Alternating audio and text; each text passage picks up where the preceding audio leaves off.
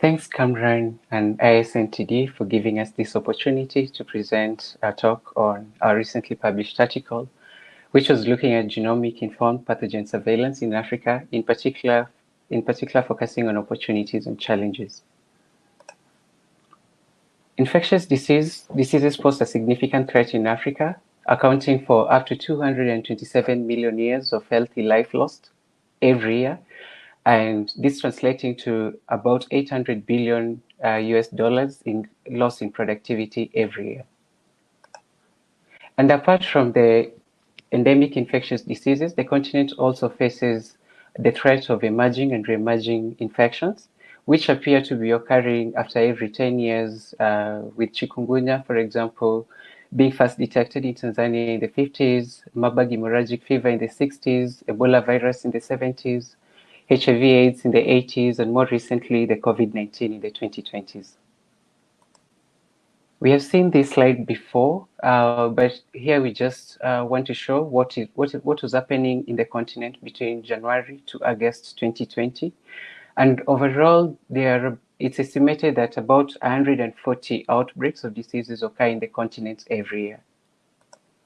And because of this, there's a need for a new public health order to tackle infectious disease threats, and one that is resilient to adapt and to cope with the 21st century disease threats. And this was based on what was shared in the commentary by Dr. John and Sophonis. The new public health order also has to adapt emerging technologies that have been shown to revolutionize public health surveillance and outbreak response in other continents, for example, digital epidemiology and pathogen genomics. And compared to other technologies or the traditional diagnostic methods, pathogen genomics has a better precision, allowing for more precise outbreak detection, investigation, and response, as well as targeted interventions to interrupt transmissions. It's also more sensitive, allowing for early detection of emerging pathogens, as well as drug resistance variants, as well as vaccine escape variants. It also allows for more efficient detection and characterization of pathogens, and it also allows for discovery of vaccines, diagnostics, as well as drug designs. Pathogen genomics overall has a wide application in a wide spectrum of disease surveillance in Africa, ranging from diagnosis, surveillance, monitoring vaccine efficacy, supporting outbreak detection and response, in also supporting transmission dynamics and identifying potential pathogen reservoirs. And due to these, various global guidelines, in particular WHO guidelines, recommend its use for surveillance of different pathogens, for example, in malaria surveillance, in antimicrobial resistance surveillance, in TB drug resistance, as well as HIV drug resistance, in foodborne disease surveillance, and also in the surveillance of vaccine-preventable diseases. It's also worth noting that this tool is continually being used in the continent with various exemplars. For example, it was used in the 2014 to 2016 Ebola epidemic in West Africa to assess for transmission dynamics, and also in the recent Ebola virus outbreak in DRC, also for assessing transmission dynamics of Lassa fever virus in Nigeria in 2018. And more recently, it has been used to detect the emergence and spread of the new variants of SARS-CoV-2 in South Africa. And actually, it's not only in South Africa, but as you look in this map, a number of countries are widely adopting this tool to be able to monitor the emerging variants of SARS-CoV-2, which have been shown to be more transmissible and potentially accounting for the recent second wave that we are observing. But there are a number of challenges that hinders the wide use of pathogen genomics in the continent. From a survey that we did in the continent, we observed that we have about 206 next generation sequencers. However, up to 80% of these is in non-public health institutions, and 71% of all capacity is in 5 countries, with 38% of these being in South Africa. In addition, There's a lack of continental policies and guidelines. There's inadequate technical workforce. There's also limited capacity to support translation for public health decision making.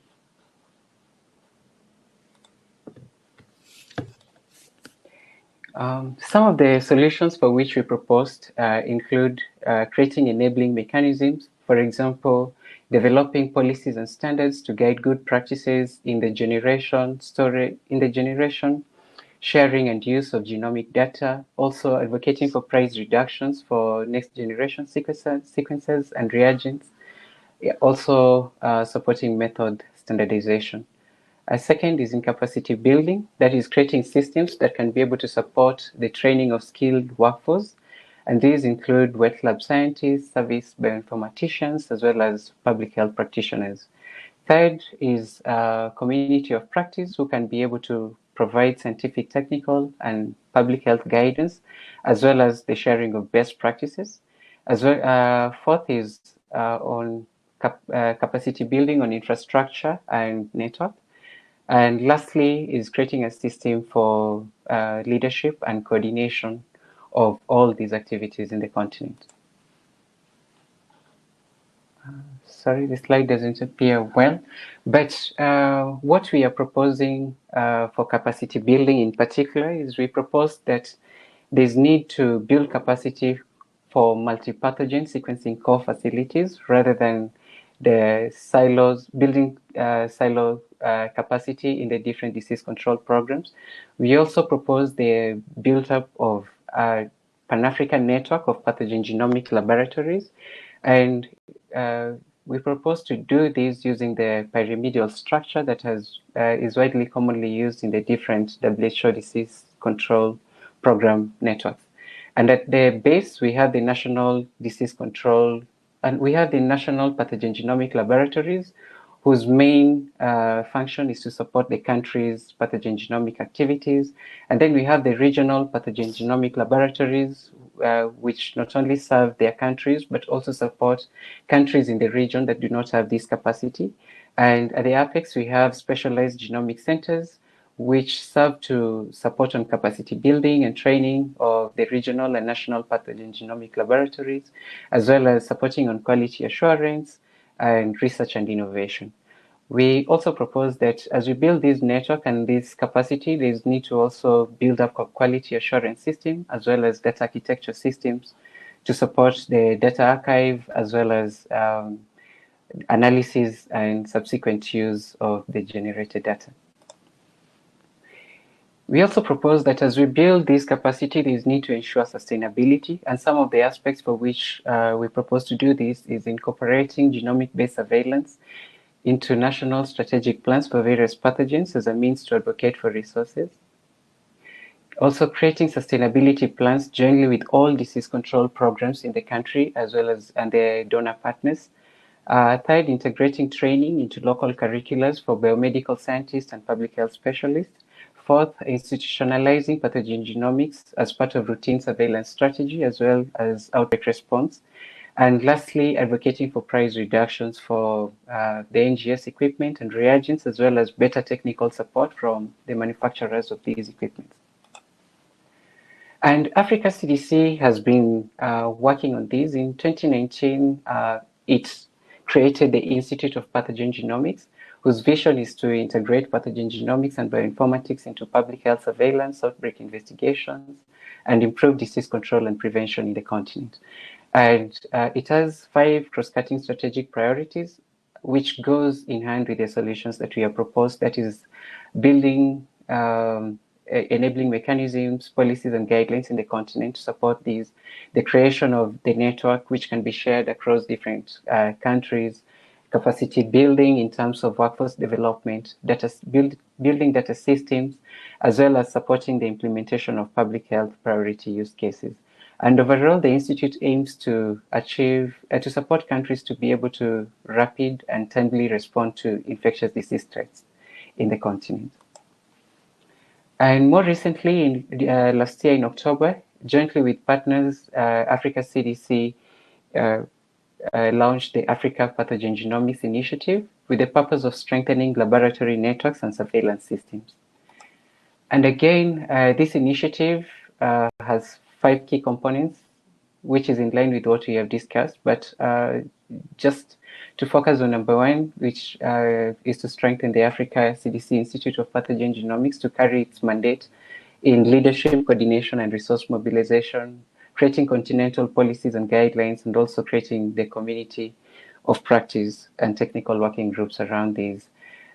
Just to mention that for number 4, the build-up of the Next Generation Sequencing Academy, this which is going to be tasked with workforce development in what we have discussed before, and also supporting the implementation of high-impact genomic use cases.